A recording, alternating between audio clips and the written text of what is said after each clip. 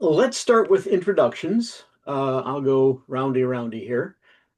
Just who are you? What do you write? And whatever else you want to add, and we'll go around the table.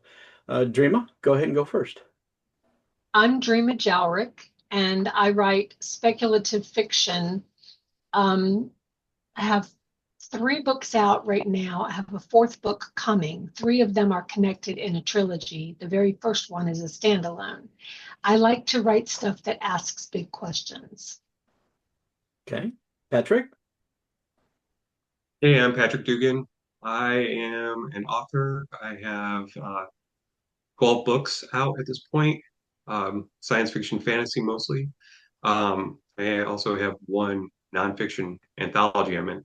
Strange. I also run Distracted Dragon Home, which is an Etsy store and YouTube channel in my spare time. Um, Sebastian. Yeah, I'm Sebastian Vice. I mostly write short stories, poetry, and I've got a novella out, Driver. I'll have another novella out, post-apocalyptic novella. I hope this fall, and I'm working on some other short story collections, and also my first foray into fantasy. I guess what I like to focus on if is the on the ground people, the on the ground people, the people who are overseen by society. So I always thought if I was going to write a fantasy, I don't want to write from the perspective of a king. I want to write a perspective from a janitor. No, Right. So that's what my stuff deals with. Kind of the yeah. I'll stop droning on there. I think you get the point. Okay, and I am Dennis M. Myers. I write science fiction in the far future. My series, Rise of the Automated Empire, is available on Amazon.com. You can find me at automatedempire.com. And as Drema is wearing one of my latest designs, I also run a t-shirt shop at shop.automatedempire.com. So today we're doing Ask Me Anything, or rather, Ask Us Anything. A bunch of questions that were coming up, people wanted to know. So let me bring up the first question. I'll put it over here for now. The first question is, what brought you to writing and what inspires you? And Dreama, I'll let you start. Oh, Dreama, you're muted. Sorry. I have always been writing ever since I was a kid. I've written poetry, I've written short stories, I've written crappy stuff, I've written really good stuff. So I have these characters and scenarios in my head, and I feel like I can't not write. I'm not really trying to grind an axe or anything like that. I have questions, and I'm using these stories and these books to explore these questions. Um, I think my why is I want to share my stories with my readers. Patrick? I'm very similar. I always was writing from the time I was a kid. So I would write, I've dabbled in everything. Um, the reason I love to write is kind of the same thing. It's therapeutic. You don't, when you look back on books you've written in the past, you'll see like, oh, that was going on in my life at that time. That's where that came from. And this one's, but the thing is like life is tough. Things are crazy, especially right now. It's like having a great escape into a fantastic world that, the good guys end up winning. There's something to be said for that. Mhm. Exactly. Sebastian? Yeah. So my origin story is a lot less. It doesn't follow the typical. I've noticed that people usually feel a calling early on. I didn't. I suppose I picked up writing as it's going to sound perverse, as kind of after a lot of other things failed. I'm like, well, I'm going to give this a try, and it happened to work. Right, little too old to be a musician. little too old to do a lot of other things, but I can express myself creatively in writing. So yeah, it's again, as weird as it sounds, it was like my fallback. All right. Everybody has, well, I write and then I have a fallback. This is like my fallback. It's like I had other dreams that fell apart. And so this is like the last dream, I guess. So Mhm. But it's Well, working for you. for me it started when I was young. My grandmother got me into reading Heinlein books. The very first book she gave me is still on my shelf, but I rarely pull it out because it's falling apart. which Heinlein? Star Beast. Okay. So I fell in love with science fiction, and then right about when I was around 17, my mother handed me a science fiction book by a famous author, and I started reading it, and there were just too many things that pulled me out of the story that I didn't like, that I thought, I'm 17 and I'm kind of full of myself. I thought, wow, I can do better than this. So with all of that hubris, I set about crafting my first trilogy, um, some of which lingers in my head today, but mostly it's a little childish. But then I found out how much writers make. And I thought, oh no, I need to get rich first. So I went the career route. I went into the Navy, and all through my time in the Navy, all through afterwards, I would take notes. I would write things down, story ideas, little, concepts here and there. And a few years back, my cousin, who's also a writer, he dared me to put all of my stories onto one timeline. Surprisingly, most of what I had jotted down fit somewhere on that timeline. And then in 2017, I got laid off. And because I was old, I got a severance package based on age, which meant I didn't have to go look for work for 3 months. So my wonderful wife, May, supported me in the decision to just sit down and start writing. And that became the first two books. The first manuscript was split in two, but that became Final Assembly and Precipice, and I haven't stopped. Um, I love when you're writing a character and the character takes over the story. I love that feeling. Um, Good feeling. so speaking of characters, next question. Do you start with characters or story? And we'll start with Patrick this time. Uh, the correct answer to everything is it depends. So, um, for me, my story Hmm. genesis is more of like I'll get a character in my head, and then that character will fully flesh out in my head, and then I'm like, okay, I have this amazing character. Where do they fit? And if you look at what I write, you'll notice that, sometimes it's steampunk, sometimes it's cyberpunk, sometimes it's, dystopian superheroes. There's a whole lot of different things. So I sometimes start with that. Darkest Storm, which was my first series that the first book came out in 2017, was I was watching Power Rangers with my youngest nonstop, 8 hours a day, every day. And so um, at one point, I was standing there doing the dishes, and it was on, and I just said to myself, if I lived in Angel Grove, I think I would move because every episode they trash Angel Grove. I'm like, I think I just move. And then I started thinking, well, why wouldn't you tell the Power Rangers to move? And then it boiled into superheroes in general, and then Darkest Storm came out of that. So it depends on what incites you to want to write the book. Sebastian? I feel as if you can't really separate the two. Story and character kind of go hand in hand. Mhm. Where I usually start is with an image, a scene, or a situation. Um, like right, and then I wait for it to kind of evolve. So like right now, I have this image in my head of two guys on horses about to go into the last stand of something. I don't know what it's for. That'll eventually, if it sticks around, become something. Um,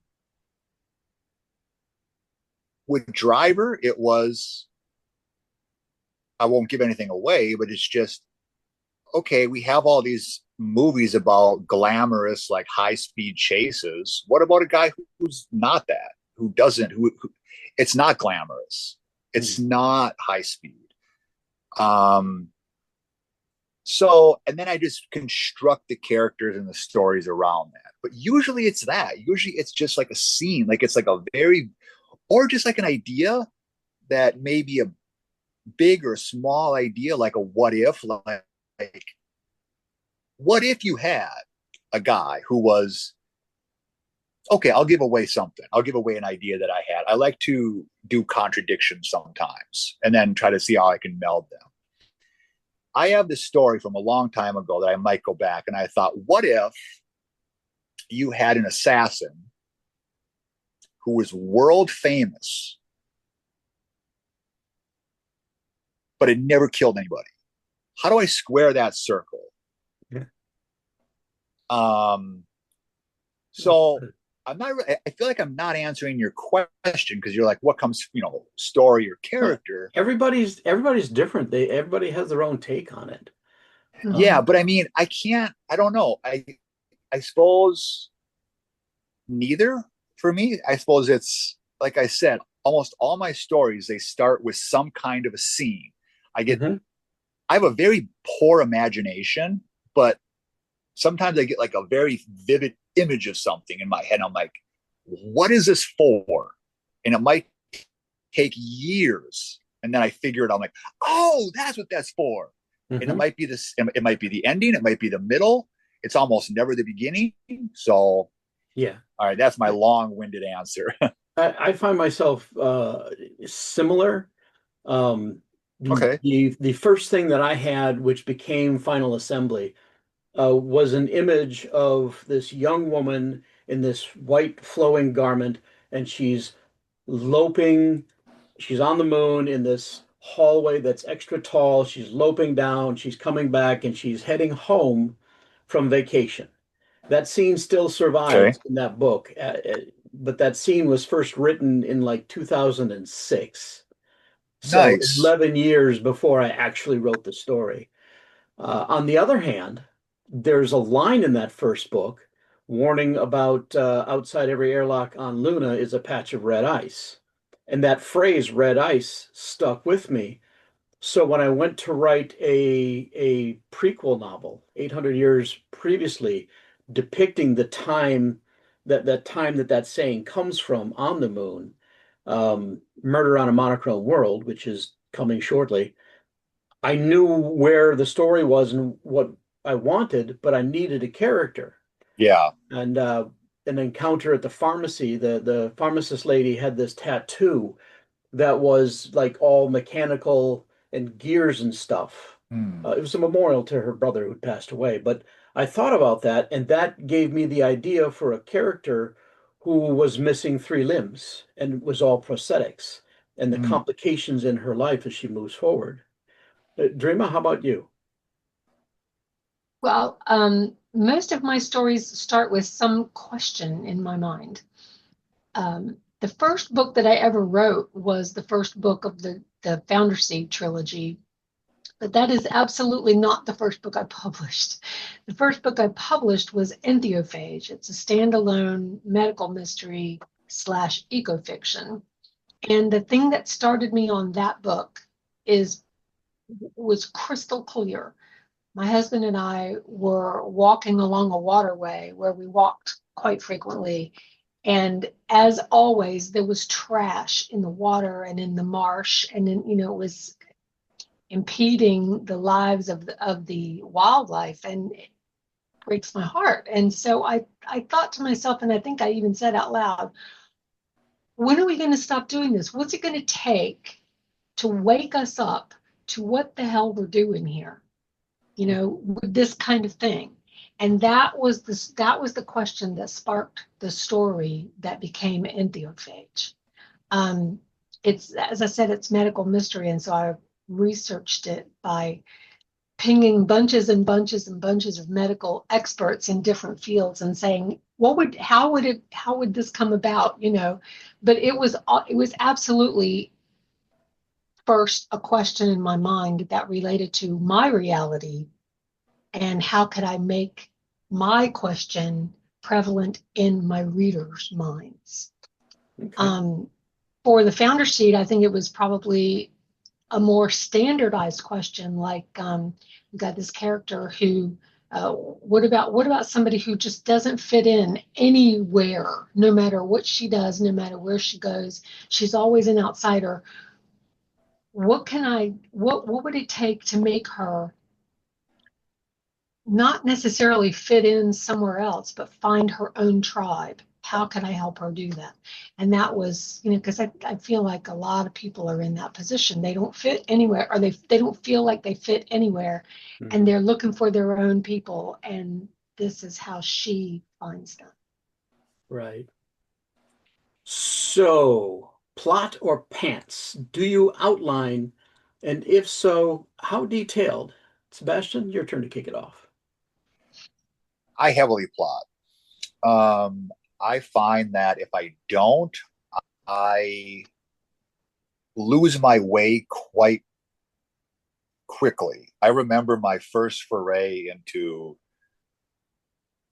when I first started out writing. I remember somebody had told me, "Oh, I think it was." I'd heard writing advice from like Stephen King or something. It's like, "Oh, you never want to outline blah blah blah blah." So I remember all my attempts failed. I'm like, I would reach a certain point and I'm like, this is meandering, this is going nowhere, this has no direction. And so many projects were abandoned. And then I heard somewhere, and I like this, where George R. Martin said, okay, there's two kinds of people, gardeners and architects. And yeah, we all fall on a continuum to some degree. And I'm like, okay, I need to know, at the bare minimum, how my story ends. So I know how do I put it? I've read so many books where the ending was, and so I'm like, okay, I need to have the end in mind, and then I need to know how to earn that ending. I want that ending to be earned. Whether somebody likes my stuff or doesn't, I want them to at least say, okay, he earned that ending or something. Yeah. So for pure plot, I outline extensively for plot. Characters, I'm a little more loose with because I don't want to box them in too much, because I found out early on that, I mean, I think heavily about characters. I think heavily about their personalities and kind of how they interact with the world. And I like to put different people like in groups and confine them that have like different worldviews, right? I find it one of the things that when I in many of my stories is one person that is extremely annoying or like socially inept that keeps conflicting with the protagonist or the other members of the group. And I like to keep that a little bit flexible so that if they do something, if they go off the rails, I can let them go off the rails. And then I go back to the outline and go, all right, how do I compensate for that? Yeah, I'm a lot fairly similar, Okay. but less on plotting. The one time that I sat down and wrote a full outline, Once I knew the story, my desire to write the story evaporated. See, And that's with a lot of people. Now, yeah, like for a right, lot of right. people, they don't. For me, I'm the opposite. Like once I know the grand picture, this is going to make me sound weird. I love the tinkering process. Hmm. Like I love I a lot of people love the word vomit process. I hate it. Yeah. I hate that. That's the part that I have to force myself to do. The editing, I could edit 20 drafts all day long because that's where I can really sharpen the sentences, really There's a question about hone editing. in. There's a question about editing coming up. Oh, sorry. It's I'll okay. stop. But no. So that's just to say, once I have the big picture, once I can see, this is gonna make me sound like a crazy person. I actually have like I have like several outlines. Like one which is broad scale, like very God's eye view. And then one a little bit lower, and then one like really detailed, right? Where I really get into the weeds of it. But once I can see that, I'm like, okay, Hmm. now I know what this is supposed to do, what I want to do with this scene, with this character, where they're supposed to be. Um, Especially if I'm writing a piece that I often do non-linearly, where I'm jumping across. Um, Yeah. I mean, I'm prone to confusion the older I get, so I That need happens some to kind of a all of us. guide. One of the things Yeah. that I'll do is I'll keep track of where in my story structure, which is, basically the rising, the peak, and all of that. When I Mm. get to about the halfway point, I'm like, okay, for example, in one book, I'm getting towards the middle, and I need something dramatic. So the question will pop up, well, what's the worst thing that can happen? Yes. And Yep. then I will Yep. just hit my character. Dreama, how about you? I started out being a pantser. I thought, how hard can this be? And when I got to 800,000 words, I figured maybe I needed some structure. So I started outlining, but I don't really do like a formal outline like you do, Sebastian. I do what Larry Brooks calls a beat sheet. And I Yep. go through, I start out with just a random number, 60, for how many chapters I want. And I start out with where I want the story to start. I fill that blank in, and then I go down to the end and I fill out where I want that piece to fill that chapter in. This is where I want it to end. And then I pick like the 25% piece and the 50% piece and the 75% piece, and I fill those in. This is what is the worst that could happen. This is where this needs to happen.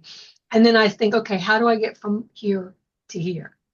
And then I start filling in the blanks. But I never start anymore. I never start writing the story on paper or on my computer until I have that structure, because otherwise I end up with 800,000 words and nobody wants to read that. So, and besides, I'm like you, Sebastian. I kind of like, once I know where I want the story to go, it's like having a bullseye on a target. I can aim Yes. for it and I know exactly how to get there. Now, that doesn't mean that I don't have flexibility. If Dennis, I think it was you who said, or maybe it was you, Patrick, who said, um, you like writing a story where sometimes the character just takes over and takes you in a different direction.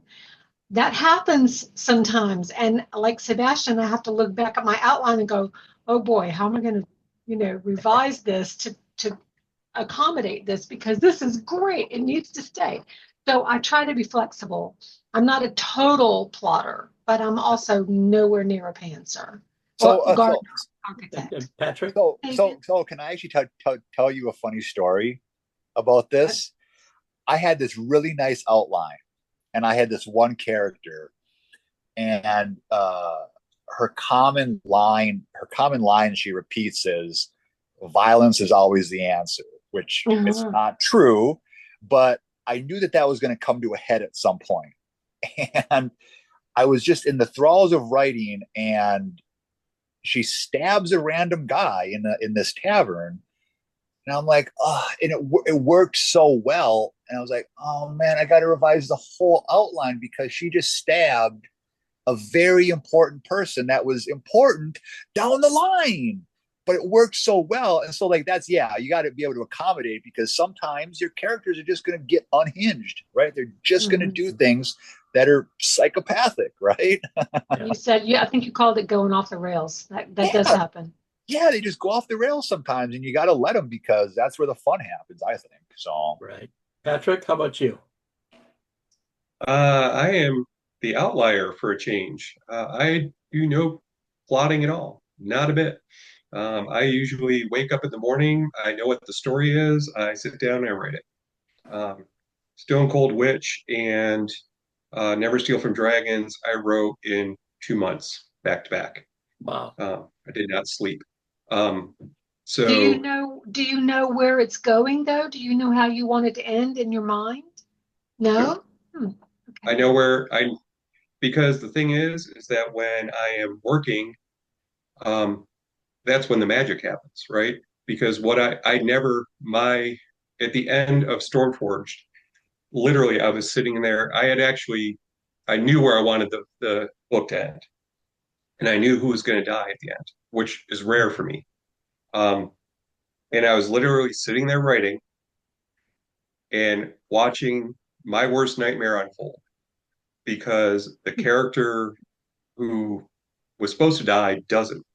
And the person who does die was so much more impactful in such a gut-wrenching moment. I literally had friends of mine calling me and screaming at me at 11 o'clock at night because they were so upset at the character I chose to kill. And I'm like, I always hate to talk about writing like it's mumbo jumbo, because it's not. But it's like there is part of the creative process is that kind of, the person in the back of your brain who's kind of tweaking you. And it's like that the ending was so much more impactful because I made the change. But the thing is that if I just follow an outline, then I miss all those little offshoots that become just amazing parts of the book. Mhm. And I think in literally the books I write, and Dennis knows this because he's seen my early stuff. Um, it literally, my first draft is pretty much what goes out at the end. Um, Wordsmithed, obviously edited for typos, for God's sakes. I am horrible at spelling. But the thing is that like I work off a pattern. The pattern never fails. I just know what has to happen. I just kind of write it, and the story informs the plot. So Okay. I just work. That's how I work. It doesn't work for I don't think anybody but me, but it's just the way I'm wired. Um, I will say that having a plot, and I've tried it, but by chapter two, I'm off the plot already. So it doesn't work. So Right. I think that I actually envy people who can architect, because I think it's a much smoother transition from doing a nice detailed outline to a nice detailed book where you're not having to go back and go, I got to go back to chapter two and change all that because, this Yeah. just switched. I Um, I think the important takeaway of all of this is that there's no one right way to do this. The thing is, Yes. you have to find the yep, way that works for you. yep, Exactly. Speaking Yeah. of yep. working, the next question is, what is your editing process as you write, or once the first draft is done, or a mix? How do you do it? And I'll go ahead and take that one first. Uh, I will sit down and just take dictation. I've got characters in my head who are having conversations, and they will drive the story forward. I usually know where I'm going. So, and I've got the people and the motivations, but then the details come to me and I'm just writing, writing, writing, writing. So once I've done that in a day, I'll come back the next day and I will read and edit and, tighten it up and fix things a little bit.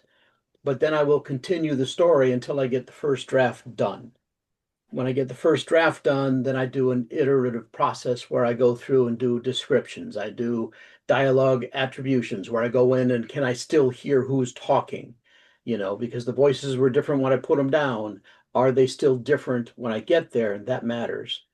Um, but then I do the attributions, and then I'll do, other pieces like typos and um, matching the quotes, because sometimes you get a double quote and a single quote, and you got to fix that.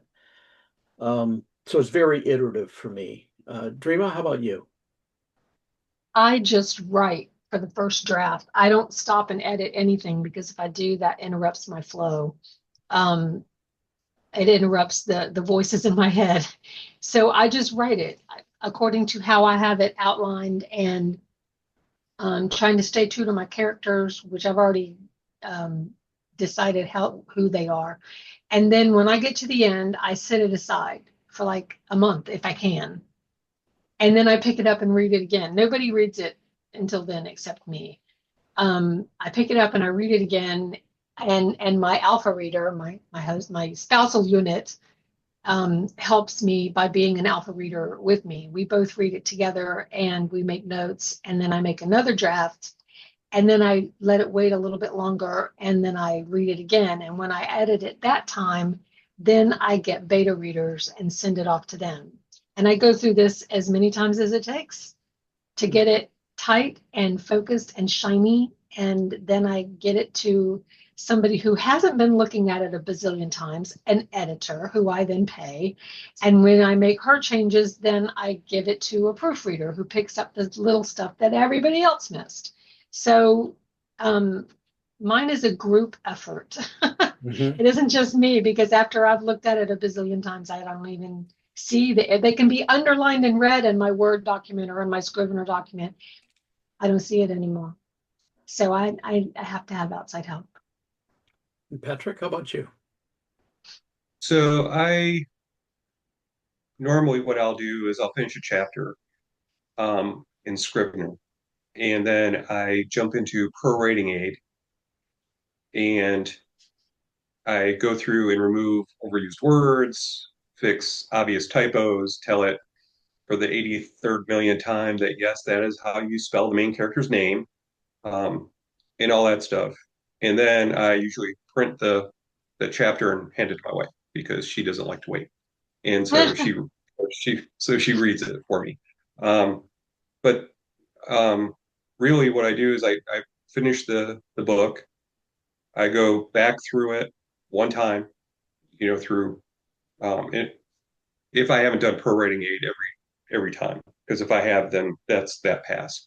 And then I just send it to my editor, and I've worked with my editor on 9 books now. And so at first I would do exhaustive edits and go back and forth and back and forth and back. And what she finally said to me is, just give me the book. She's like, because she was after a while, she's like, you write really dirty, but like technically clean. And so she just wants the story because then she can go through and say, you're missing this, you're missing this, you're missing this. And it speeds up the process because she's got a fresh pair of eyes and she already knows my style after 9 books. So we do that. And then it goes to a copy editor who goes through and makes sure that, like, although found out the other day that we switched names between book 2 and book 3 in my steampunk series on one of the characters. Oops. Uh, no, in Darkest Storm. We switched characters names, and so we all missed it. And then it goes to a proofreader, and then it gets formatted and published. So that's kind of my style. Okay. Sebastian, what's your process? Yeah, so my style is my first draft is very minimal, um, which is kind of strange. My first draft is usually just outline 2.0. It's like, I'll give you an example. So in this novel that I'm working on right now, it finished out about the first draft about 30K. And then, so my second draft finished out about 40. And so I keep adding on. So I like to think of it like each draft sort of like builds. Because again, I hate to admit this, but I have a terrible imagination, which I was glad to find out that apparently Christopher Rocchio is the same way. Like he doesn't imagine. Like I can't imagine. I'm just blind to that. So my first draft is again skeleton, and then I add some tendons, and then I add some muscle, and then I add some skin, and so forth. Then I go through, and then once I've got enough meat there, I go through and be like, all right, how is this worded? How can I word this better? Even simple things like uh,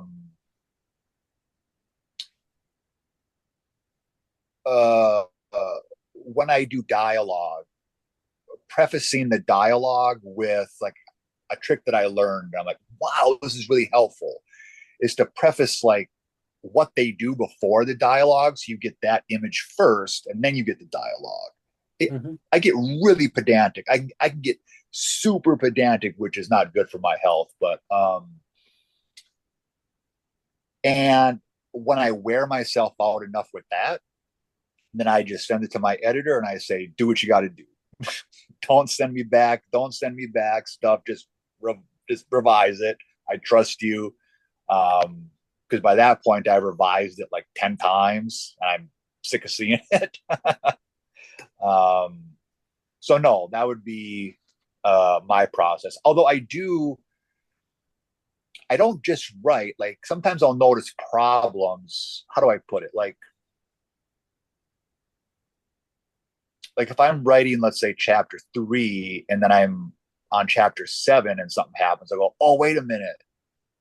I should go back to like chapter 3 and put like put some foreshadowing in there, or put something in there to kind of indicate something is going to happen. Or I don't know if this happens to you folks, but like lines will come to you at like the worst times. Like you're in the shower and I'm like, oh, I should have had the character say this. I should have had the character do this.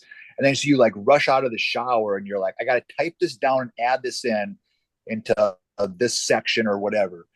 But no, that's generally my process. Yeah, no, I know all about going back for foreshadowing. I had a case in my second book where one of the characters, it had to do with the prawn rings and remembering the trauma of the first book. She gets the prawn rings, she breaks down, she starts crying, and the smartass character was like, "What the hell? She's been beat half to death, blown up, and shot, and this is what knocks her over the edge." So I had to go back and write those chapters where she got beat up, blown up, put all that in. But it was such a wonderful line demonstrating how the character he didn't understand what she was going through. And it was that her uncle had made the prawn rings for her every day of her life while they were growing up. So it was, that emotional attachment. And spoiler alert, he dies in the first book. Just okay. I spoiled it. I know I did. Next question. And Drema, you're up next. What is your system for creating names? Is it random generation, or where do you go to get your names?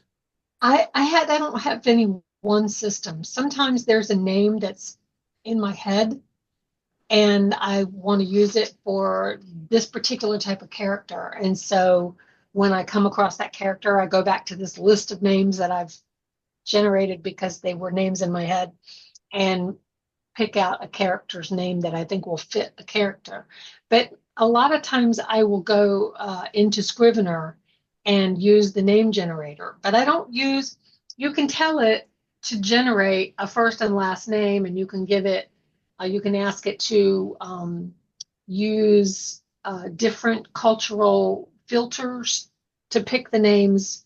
But I don't usually use the first and last name together that they suggest. I pick a first name that I like, and then I pick a last name that I like, and I use those together.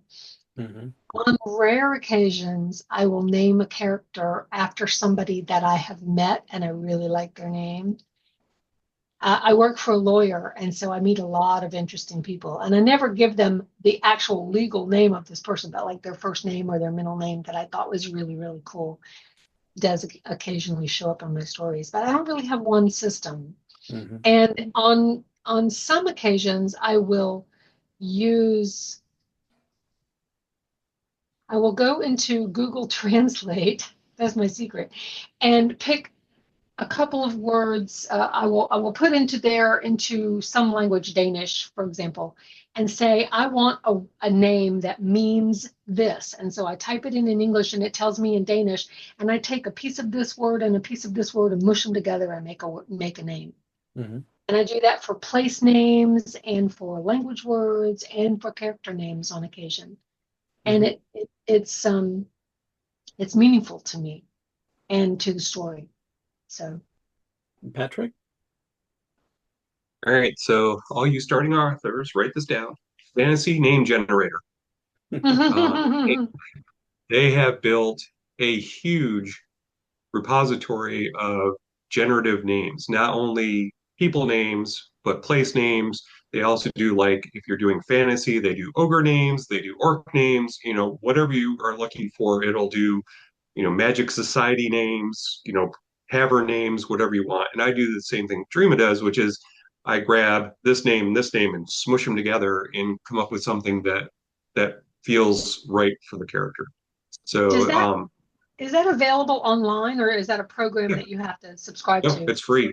That's It's what I free. thought. Yeah. Yeah, just Google fantasy name generator. It's got, I mean, they probably have a good 300 or 400 different categories of things. Um, so I use that for my fantasy books.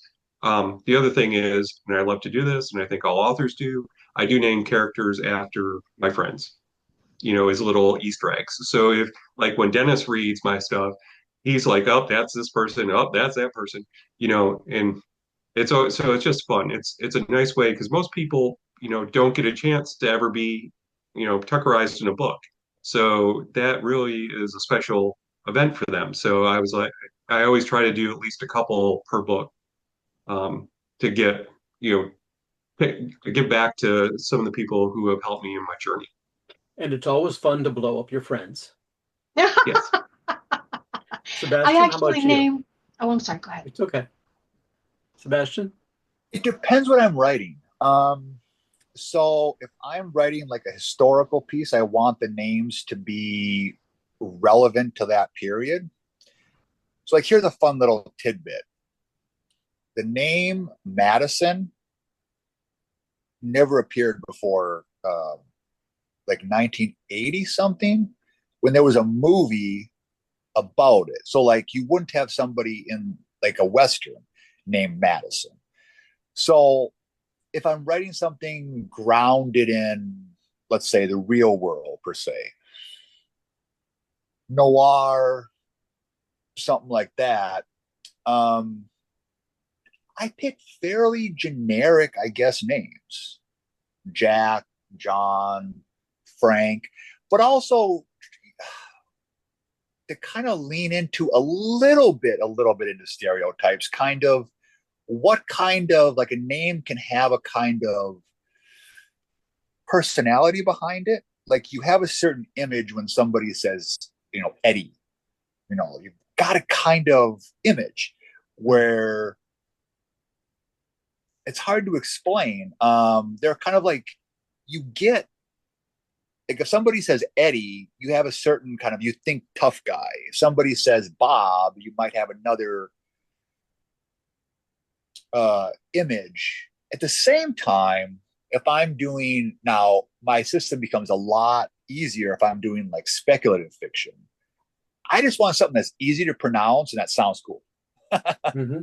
If I can, so, like, in this fantasy trilogy I'm working on, you can phonetically sound out all the names. I don't go with all this goofy 50 syllable shenanigans. It's just, if it sounds cool. Also, this is giving away my secret here a little bit about how I've generated some names. Mm-hmm. You can do a name generator. If you go on Diablo 4 character creator and just click generate names. I went on there and I'm like, I don't want to play this game anymore, but I'm going to go on there. Oh, that's a cool sounding name. Put it down. Generate again. Ah, that sounds cool sounding name. Put that down. So I've done that. I've gotten many names by just doing that, which I guess is a worse way of doing what. I'm so bad with names. Who was the other guy? Patrick? Patrick. Yeah. Which is worse way of doing it than Patrick said. But yeah, it just depends on what, since I write a variety of things. For me, Yeah. my books are set 1,000 years in the future, and particularly in the first book, I've got a wide cast of characters. There are so many names from people I know, left and right. Um, but then, I mix them up. Like Tong Sianotai, the captain of the Pang Yu. Well, Tong is actually my brother-in-law's first name, and Sianotai is the last name of the guy from Laos who owns our favorite Thai restaurant. Okay. Um, so it's a lot of different people and a mix and a mash. Sheffield is my grandmother's maiden name, so Dawn Sheffield comes from that. And yeah, so another thing that I do is I Google, like girl first names from Croatia, and find the first name. And because it's a mixed society, that Croatian first name might be matched with a Nepalese last name. Mm. One of my favorite characters in one of the books that I'm working on now is Miku O'Connor. Japanese first name with a Irish last name. That's cool. Yeah. And then I have my alien characters in one of the books that I'm working on. And I had created this alien word generator and filled out the basic English, words for basic English. And I did it, the longer the word in English is the longer the word there, but it's random enough that it's, tricky. And I use that same thing for names. And I came up with some names that I would never have thought to use. But then I realized, one of the characters' name is Bongeeks, Bongeex. I wouldn't have thought to use a silly name like that. But it works in context of the story because that's what the language sounds like, Mm. And Mm. also being married to a Thai woman, I understand that the language is, some of the pieces don't translate well.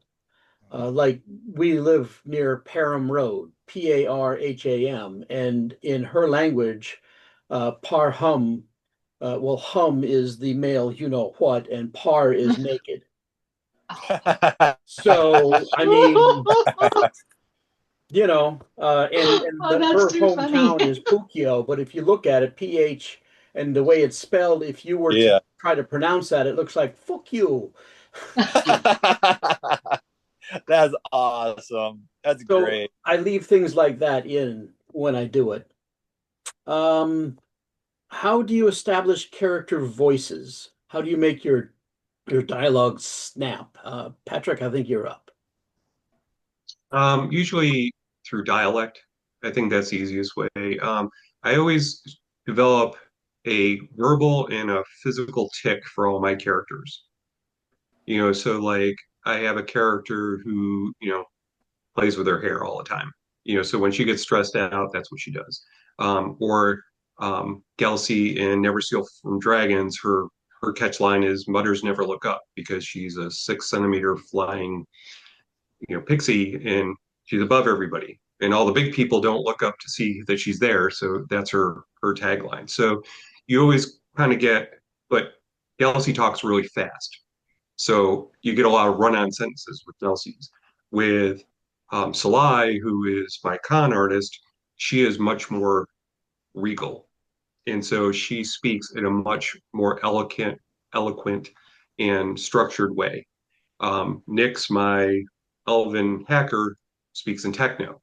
So each one has their own flavor of how they speak, with the goal of if you took out all the seds with all the names, my goal is to make sure that when if you are listening to the audiobook that you know who's speaking without them ever telling you who's speaking and without the character, narrator doing voices. But you should be able to read through a page and know, okay, that's that character, that's that character, that's that character. And if I'm reading through and I say that doesn't sound right, I change it to make sure it matches up with the rest. Mhm. And Sebastian? Yeah, so I think the important thing, and this would go for anybody who is starting out, or even anybody who's been in the game long enough, is to remember no two people enter the same room. A plumber who enters a room enters a different room than a doctor. They're going to notice different things. They're going to talk about different things. How they relate to one another and to their environment is going to be different. So, knowing your characters to that degree is important. The references that they make in relation to, let's say, their profession, their life experience, will go a long way. And I'll leave it at that. For I'll add on. I'll add on something else, but just keep that in mind. I would say for anybody listening who is getting into this is no two people enter the same room. And what does that mean for you? Figure that out. On a more practical side, and Petra kind of hinted at something that I oftentimes do is to take the dialogue out of the main document or not even have it in there and write it separate from the rest and say, can this stand on its own? Can this like dialogue, for example, stand on its own? And can I distinguish what's going on devoid of context? Okay. Then I add it back in. Even simple things like, how do I put it? Like, how people swear and what people swear about. So, Dennis, you've read Driver, so you know that there's a pretty sufficient amount of swearing in there. There was triple that before.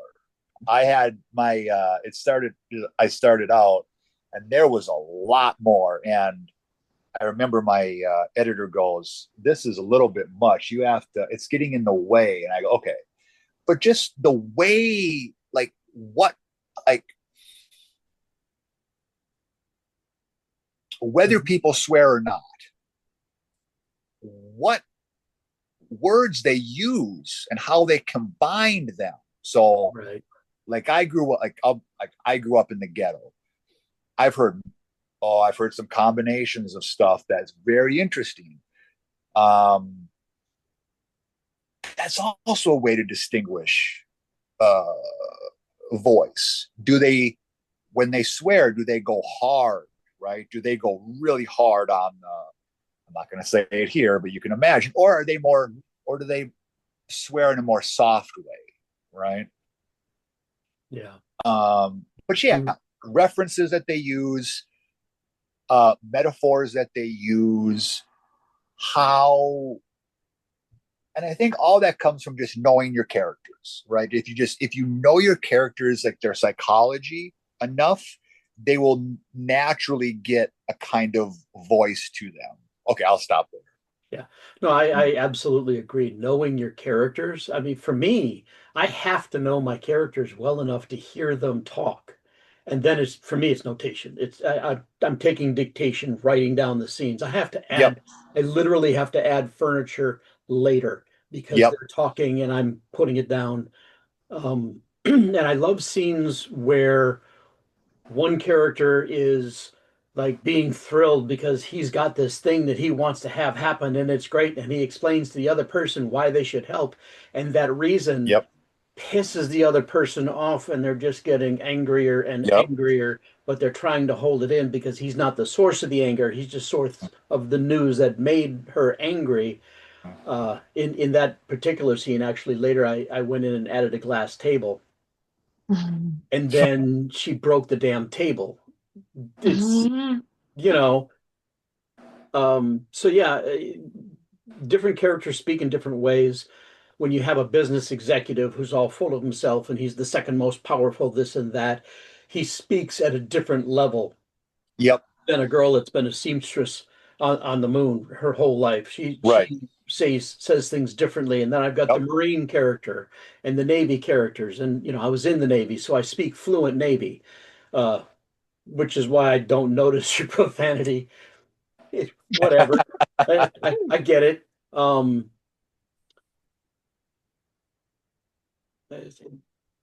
Drema, you're next. I agree with what all of you have said. The character comes first, and then you can talk for them and speak in their voice.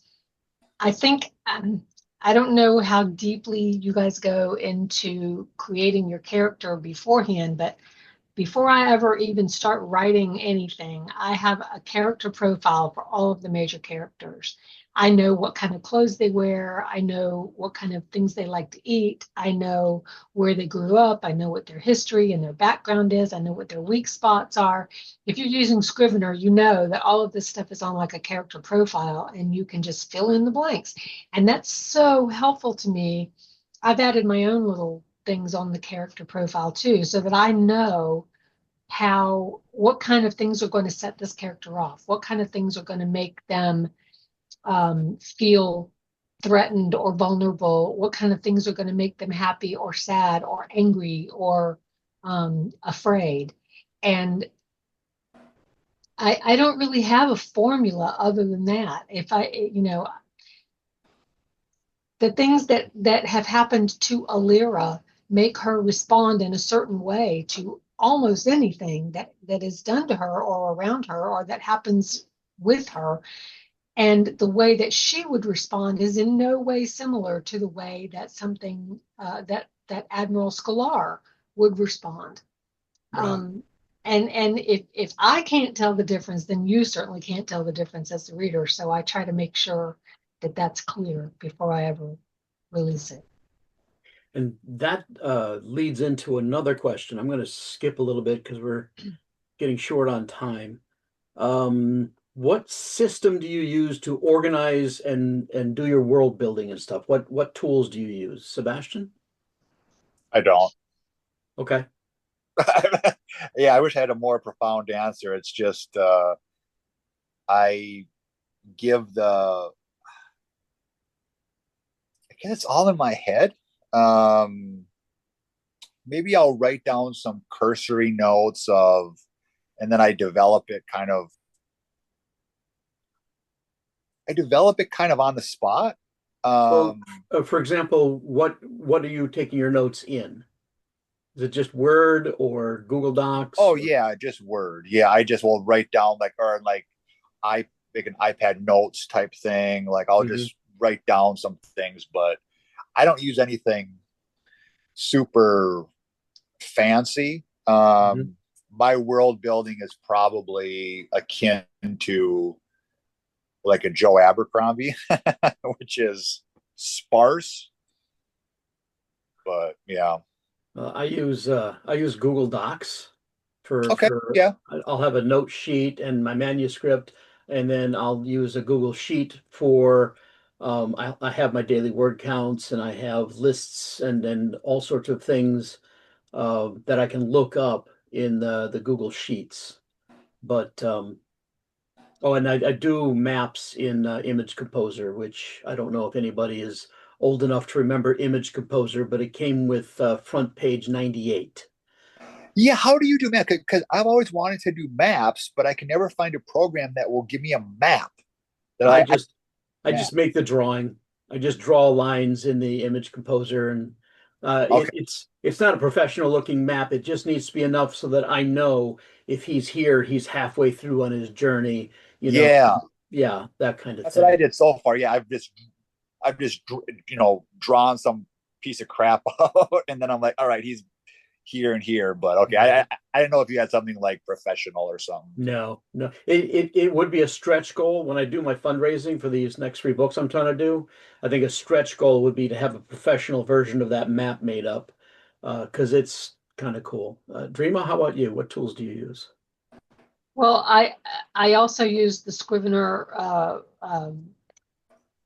location profiles, but for example, in the Founder Seed, the main characters and the main draw of that trilogy is a species of humanoid that are bioluminescent.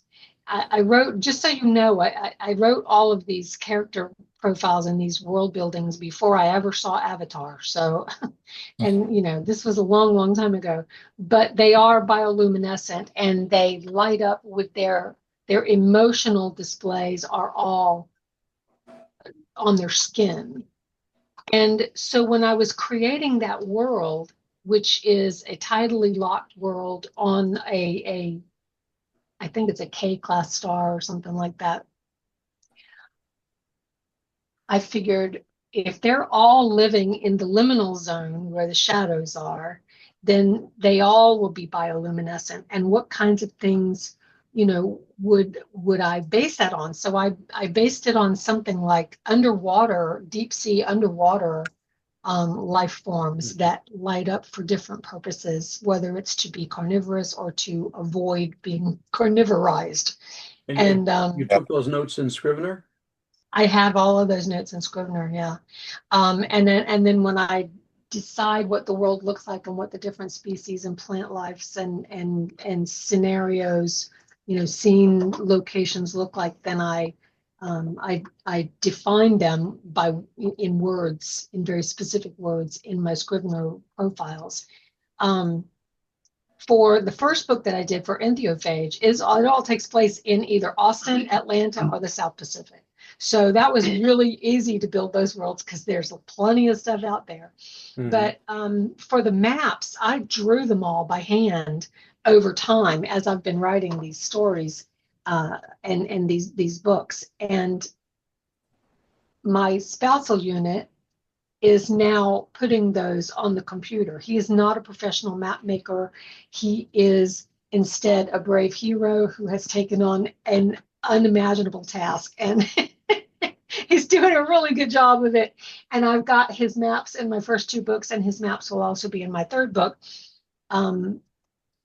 But I think they're amazing because he took my hand scratched little maps with uneven lines and scratched out notes, and he has made them into something that other people can understand. So, Cool. you know, because map making is expensive. Yeah. So, Patrick? So I use Evernote.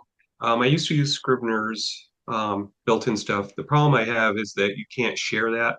So when I want to share my book Bible with my editor, she can just open the notebook and it's all there. So I'm sure no one's surprised. It starts off empty, and then as I add a character, I put a page in, and then I have a little pre-made, chart, and I just stick that in there. And then its name, like Stone Cold Witch, it's what magic school they are, and then as I go through the book and I'm writing, anytime I make a detail, I just go over to Evernote and put a note in on that character's page so that I always know where. So if I say, so and so has blue eyes, it goes in, and I usually denote where that happens so that I can go back and find it. Eye color is not that big a deal, but there are other details that become much more salient as you go through the story. So I keep all that stuff in those places. It also lets me do my images. I can pull in pictures. A lot of times I'll go through and find reference images for characters so that look sort of like what I think they look like, and I put that in there so that, and that also cues my editor into, if my main character has black hair and someplace I say she's blonde, then she knows, hey, this probably is wrong. As far as maps, Fiverr all day. Incorate, people will do the maps in Incorate and just pay the extra $10 and get the digital file. You can load it to Incarnate, and then what I do is I just go in and I have enough technical skills to go in and just add what I need to. So like if I add a city, because my world starts off, it's kind of fog of war, right? Start off with the little tiny thing of what you can see, and as the story progresses, the fog goes back. So I'm constantly like, does this work with the rest of the story? So that kind of thing. But what I end up doing is I just draw out something, I send it to a Fiverr person, it's usually 20, 30 bucks. For my steampunk books, actually, I think I paid like $80, and got all the files. And then he actually, until he stopped doing Fiverr, I would just send him notes and he would just update my maps for me, Hmm. which was really nice. But I have the files, so now if I have to make changes to that world, I just go in and make them. And so, like when I added another island to the world, I just went into the map and dropped it on, and there it was for the next one. So I tell you, Fiverr, for a lot of things now, the gig culture is really, you know, great for creators because I could spend months trying to do my own maps. I can literally spend 10 minutes drawing it out, send it to somebody who knows what they're doing. They have it back to me in 3 days, and boom, I'm done. Same thing for logos. I don't do book covers because book covers are their own special animal, and I have an amazing artist. But for everything else, marketing, TikTok, whatever you need, I just go there because people are willing to do, you know, easy things for them, hard things for me for 20, 30 bucks. And, it just saves my time, which is far more useful writing and promoting my work than it is, creating stuff that somebody else can do in a half a second. Okay. Which actually brings us to the next question. I'm going to skip the language one for now. But if you're self-published, what are all of the things you have to do yourself that the publisher typically would, and what's the cost of this, price and time? It's my turn, but I'm not self-published, so skip me. Let's go to Drema. Oh, well, if you're self-published, you have to, Patrick pointed out, you have to have a cover. And the first book that I did, I went with an independent artist, um, Duncan Eagleson. He was involved with the Sandman graphic novels. He was involved in some movie posters and stuff like that. He did an amazing, amazing job on my cover.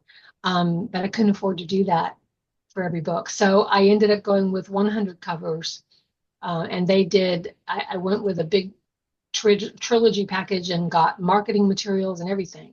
And it was very affordable. And I love what they've done. So you have to find your own cover. You have to find your own editor. You have to find your own proofreader. You have to do all of your own formatting. Or if you're really smart like Patrick, you go onto Fiverr and find somebody on Fiverr who can do it for you for 50 bucks or whatever. But of course, my trilogy had, like, as my husband describes it, dry clean only dialogue because of one of the characters being a soul harvester, and the souls that she's harvested speak in her mind. So I had to indent them in special ways. So I couldn't just send that through a formatter. It needed to be done by somebody who knew how it needed to look. That meant I had to learn formatting. Yay. You have to, I think probably the hardest thing, I mean, all of that is learnable.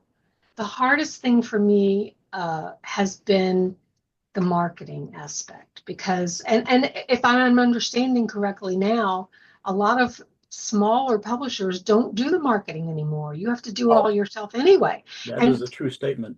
yep, this that's is true.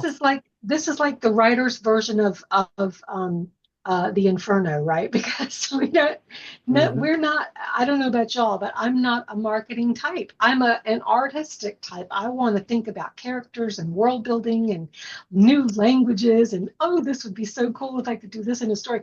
I don't want to think about how many times do I need to get a click on Amazon in order to make a sale, and or if I don't want to support Amazon, then how am I going to go somewhere else? How am I going to get sales on? Who do I go to? Who do I hire as a promoter to?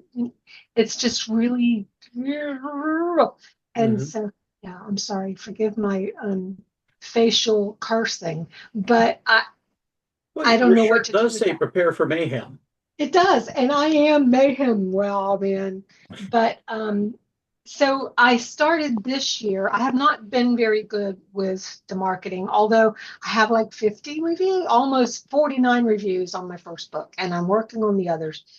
It's Nice. expensive. It's expensive to hire somebody else Mhm. to do that stuff for you. So I started going to events. That's how I met you, Dennis, was at MarsCon. And so, and I'm meeting a lot of really, of other really great authors that way too.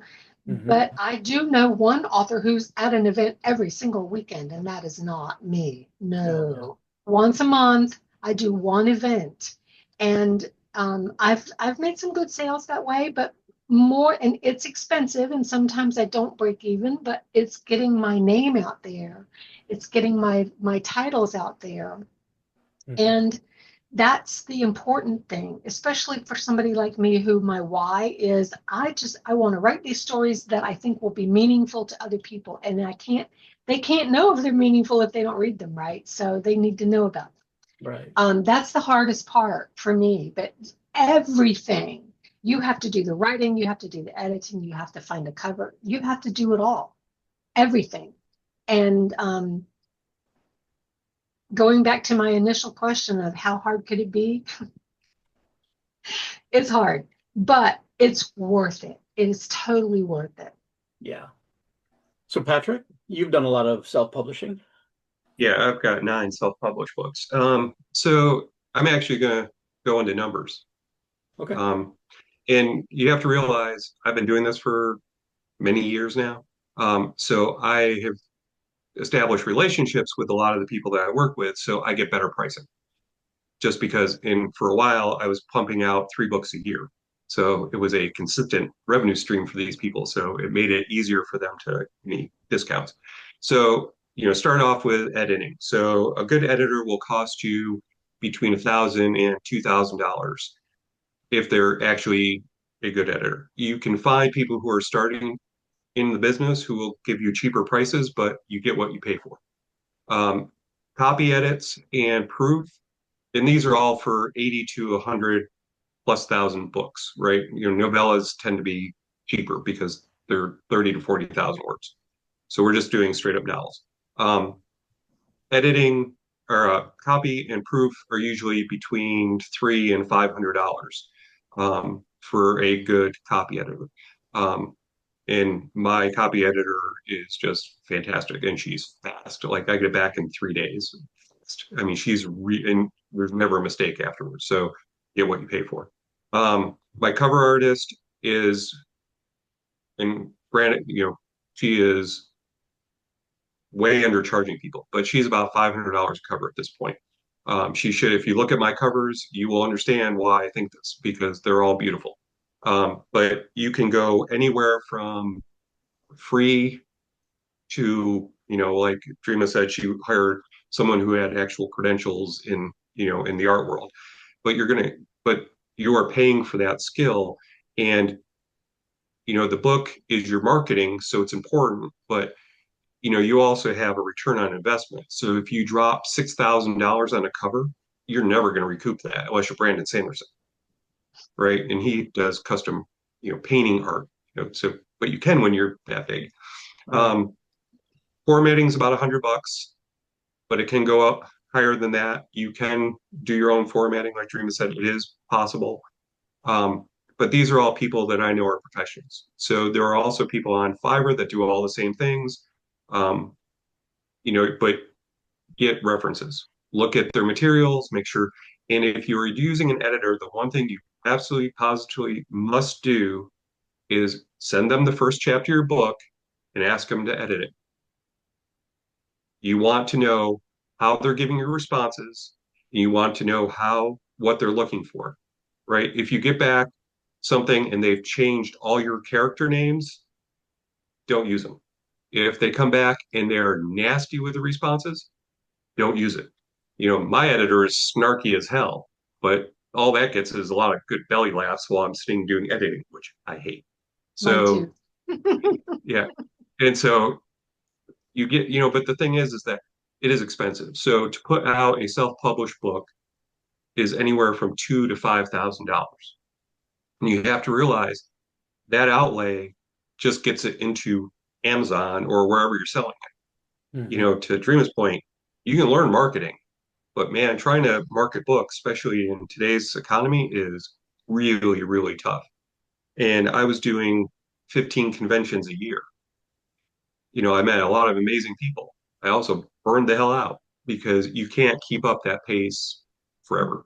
You know, I am pushing 60. You know, I don't want to be lugging 400 pounds of books, you know, around every single weekend. It just, you know, wrecked my back doing it, you know, which is never fun.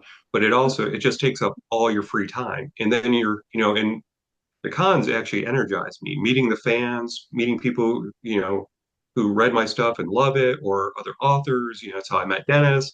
You know, it's like that stuff is really energizing. It's that juice that you want to when you're sitting there at 10 o'clock at night going, why in the hell am I writing this? Then you think about the kid who came to your table last weekend and was like just going crazy to meet you. It helps you get through the hard parts. But you also have to balance it with the rest of your life because, you know, I was writing to the, the exclusion of everything else, you know, and that did not work well. So you really have to balance it. And as a self-publisher, you don't get that break. You know, like I get a break when I send it to my editor, you know, but at that point, I'm still marketing, I'm still, you know, doing all the other things. It's exhausting. So you really have to go into this with your eyes open of this is work. It is a job. You know, it's going long hours, crap pay, and sometimes a lot of physical discomfort from sitting in a chair for 15 hours a day. You know, it is it is a job. And if you want to do anything else, please do that because being a writer is so worthwhile, but it is not easy. And not just the discomfort on your back, but the discomfort here and Yep. here and here from Yeah. this. Yes. Yep. Yeah. And Sebastian? I'm not technically self-published. Okay. I go through a variety of small presses, but I also run a few small presses, so I kind of know, you know, what they're talking about. I will say this: you can find editors and cover artists that do quality work a lot cheaper. It doesn't have to be in the thousands. So, Driver, $75. It's a good cover. Just $75. Mm-hmm. You get what you pay for, yes, but also there's a lot of people who I think how to, I don't even know how I want to word this. Like the editor that I managed to snag, and I snagged her on a writing site that I then got banned from, but that's another story. She's phenomenal, absolutely phenomenal, and I'm telling her, I'm like, listen, you could freelance and you could charge a lot more than what you do. And she does formatting, and she's just, I will gush over her all day. Paige Johnson is her name. She's just phenomenal. And all the cover art that you see from my stuff is from a guy named Cody Sexton of Anxiety Driven Graphics. You can get a cover from him. You can get cover art. Boom. Just type in, Mm-hmm. Anxiety Driven Graphics. $100. So, $100. And these covers are phenomenal. so there are cheaper options, but generally speaking, the better covers are going to be a few hundred. I know my cover artist who does a spectacular job. Even with his discount, it's still $600 a cover. Yeah. Well, and, With and with the one thing I wanted to bring up with the cover artist is like Natanya, who's mine, she actually creates all of the art on the first book. So like when you look at Never Steal from Dragons, I've got Pixie, Kitsune, and Nagulin on the front cover, but she has those as three-dimensional, you know, art. And so when I go to do marketing material or I go to do my next cover, she actually just takes those Barbie dolls and changes them. And so you always have a consistent look to that. Same thing with Jess on the front of Stone Cold Witch. She has 60 different poses of Jess, that we can pick from for the next book cover. So, I'm not saying that you cannot find quality work at a cheaper price. I am saying you are getting more benefits in other areas that you might not be getting with a lesser paid. Because, if you can find a cover that you love for $100, awesome. Yeah. And I agree with that. I think, just because somebody isn't charging a lot doesn't mean they do subpar work. It's just the likelihood of getting a subpar person at a lower price is probably higher. That Okay. was my point. Well, we're going on an hour and a half now, so let's go ahead and I want to thank you guys. It has been fun and interesting, and I feel like I've gotten a lot out of it myself. Um, let's go around real quick and just where can people find your work? Drema? Oh, thank you for that. Thank you for that, because I forgot to mention it at the beginning. Yeah. I publish all of my stuff through my own LLC, which is Niveum Arts LLC. That's Niveym ARTS at no, niveumarts.com. That's my website. You can get the ebook and the audiobook right there on my website, or you can buy it from Barnes and Noble. You can buy it from bookshop.org. You can buy it from Amazon, wherever you can find it in a lot of different places. But I have blog posts on my Neveum Arts page. I have reviews. No, those are on I have another website called DremaDeòraich.com. That's DremaDeoraich.com. And I have book reviews there as well. So as well as blog posts. So you can find more about me there. I'm on Facebook, I'm on Blue Sky. I would love to meet potential readers and other writers. So please look me up. Okay. Patrick?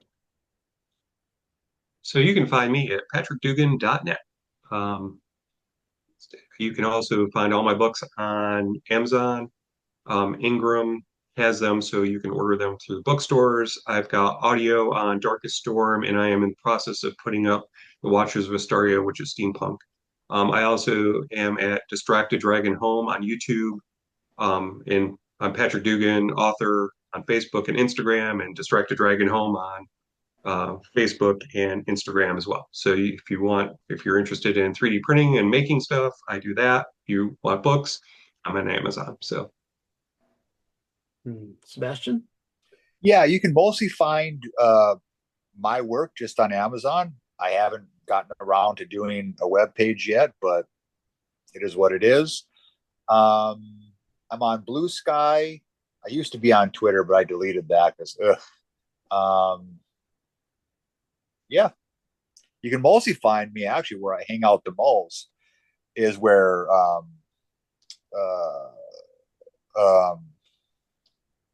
man, I'm really blanking on damn it all, this is embarrassing. Name Automated Empire guy. Name, I'm blanking for some reason. Dennis, sorry. Dennis. Sorry. Sorry, I feel like an asshole, but sorry. Oh, you mean the Talking Story Discord? Yes, yes, you can. I mostly hang out there. It's where I met Dennis. Great people there.